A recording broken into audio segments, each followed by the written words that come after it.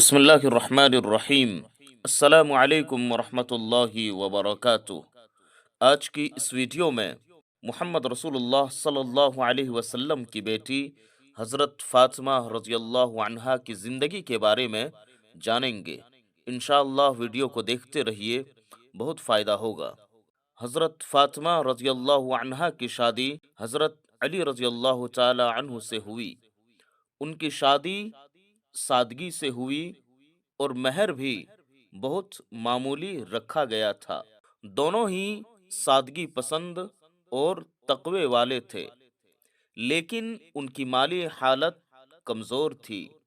شادی کے بعد حضرت فاطمہ رضی اللہ تعالی عنہا نے بےحد سادگی اور مشکل بھری زندگی گزاری۔ ان کے گھر میں زیادہ سامان نہیں تھا۔ ایک چٹائی، مٹی کا ایک گھڑا اور کچھ برتن ہی ان کا سارا سامان تھا۔ کھانا بھی سادہ ہوتا، کبھی کبھی تو صرف پانی اور کھجور سے ہی گزارا کر لیتے تھے اور ہمیشہ اللہ کا شکر ادا کرتے تھے۔ حضرت فاطمہ رضی اللہ عنہا خود ہی گھر کے سارے کام کرتی تھی۔ وہ آٹا پیسنے کے لیے چکی چلاتی، جس سے ان کے ہاتھوں میں چھالے پڑ جاتے۔ وہ پانی بھرنے کے لیے مشک یعنی پانی کا گھڑا کندھے پر اٹھا کر لاتی، جس سے ان کی پیٹھ پر نشان پڑ گئے تھے۔ گھر کی صفائی، کھانا پکانا اور کپڑے دھونے تک کا کام وہ خود کیا کرتی تھی۔ ان تمام مشکلات کے باوجود انہوں نے کبھی کسی سے شکایت نہیں کی، بلکہ ہمیشہ صبر کیا اور اللہ کا شکر ادا کرتی رہی۔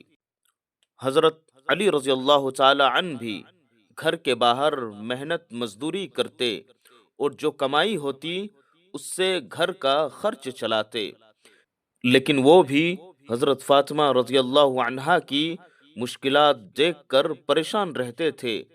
ایک دن انہوں نے حضرت فاطمہ رضی اللہ عنہا سے کہا، رسول اللہ صلی اللہ علیہ وسلم کے پاس کچھ غلام نوکر آئے ہیں، اگر تم ان سے ایک نوکر مانگ لو تو تمہاری مشکلیں آسان ہو سکتی ہیں۔ یہ سننے کے بعد پہلے تو حضرت فاطمہ رضی اللہ عنہا نے حیا اور صبر کی وجہ سے منع کر دیا، لیکن پھر شوہر کے کہنے پر وہ اپنے والد حضرت محمد مصطفیٰ صلی اللہ علیہ وسلم کے پاس گئی۔ نبی کریم صلی اللہ علیہ وسلم کے پاس حاضری اور حیا۔ حضرت فاطمہ رضی اللہ عنہا اپنے والد کے پاس بڑی حیا اور ادب کے ساتھ پہنچی۔ انہوں نے سلام کیا اور بیٹھ گئی، لیکن حیا کی وجہ سے کچھ کہہ نہیں پائی۔ نبی کریم صلی اللہ علیہ وسلم نے ان کی پریشانی ان کے چہرے سے بھانپ لی اور محبت سے پوچھا، بیٹی کیا بات ہے، کس لیے آئی ہو؟ حضرت فاطمہ رضی اللہ عنہا نے اپنی مشکلات بیان کی اور کہا، یا رسول اللہ صلی اللہ علیہ وسلم، چکی چلانے سے میرے ہاتھوں میں چھالے پڑ گئے ہیں اور مشق اٹھانے سے میری پیٹھ پر نشان پڑ گئے ہیں۔ اگر آپ ایک نوکر دے دیں تو مجھے کچھ راحت مل سکتی ہے۔ رسول اللہ صلی اللہ علیہ وسلم نے بڑے پیار سے ان کی بات سنی اور پھر محبت سے فرمایا، اے میری بیٹی، اللہ کی قسم، اس وقت میں اہل صفہ یعنی مسجد کے غریب مسلمان کو چھوڑ کر تمہیں کچھ نہیں دے سکتا۔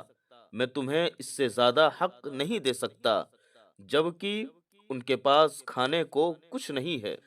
حضرت فاطمہ رضی اللہ عنہا نے یہ سنا تو سر جھکا لیا اور انہیں اپنے والد کی بات سمجھ آ گئی۔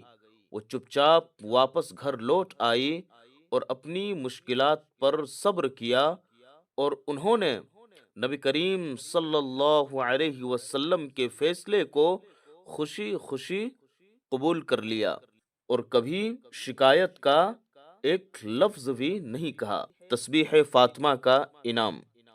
اسی رات نبی کریم صلی اللہ علیہ وسلم حضرت علی اور حضرت فاطمہ رضی اللہ عنہا کے گھر تشریف لائے۔ انہوں نے دونوں سے محبت سے پوچھا، کیا میں تمہیں ایک ایسی چیز دوں جو تمہارے لیے غلام سے بہتر ہو؟ دونوں نے ادب سے جواب دیا، جی یا رسول اللہ صلی اللہ علیہ وسلم۔ تو آپ صلی اللہ علیہ وسلم نے فرمایا، سونے سے پہلے 33 بار سبحان اللہ، 33 بار الحمدللہ اور 34 بار اللہ اکبر کہو۔ یہ تمہاری تھکان کو دور کرے گا اور تمہیں تازگی ملے گی۔ حضرت فاطمہ رضی اللہ عنہا اور حضرت علی رضی اللہ تعالی عنہ نے خوشی خوشی یہ تسبیح اپنائی۔ آج بھی یہ تسبیح فاطمہ کے نام سے مشہور ہے اور مسلمان اسے پڑھتے ہیں۔ حضرت فاطمہ رضی اللہ عنہا کے اس واقعے سے ہمیں کئی سبق ملتے ہیں۔ نمبر 1، صبر اور شکر۔ انہوں نے اپنی مشکلات پر صبر کیا اور ہمیشہ اللہ کا شکر ادا کیا۔ نمبر 2، حیا اور ادب۔ انہوں نے اپنی پریشانی بیان کی لیکن حیا اور ادب کے ساتھ۔ نمبر 3، دنیاوی آرام کی چاہت نہیں۔ انہوں نے دنیاوی آرام کو چھوڑا اور اللہ کی یاد کو اپنایا۔ نمبر 4، اللہ پر بھروسہ۔ انہوں نے تکلیفوں میں بھی اللہ پر بھروسہ کیا اور کبھی شکایت نہیں کی۔ اللہ تعالی ہمیں بھی حضرت فاطمہ رضی اللہ عنہا جیسی زندگی گزارنے کی توفیق عطا فرمائے، آمین۔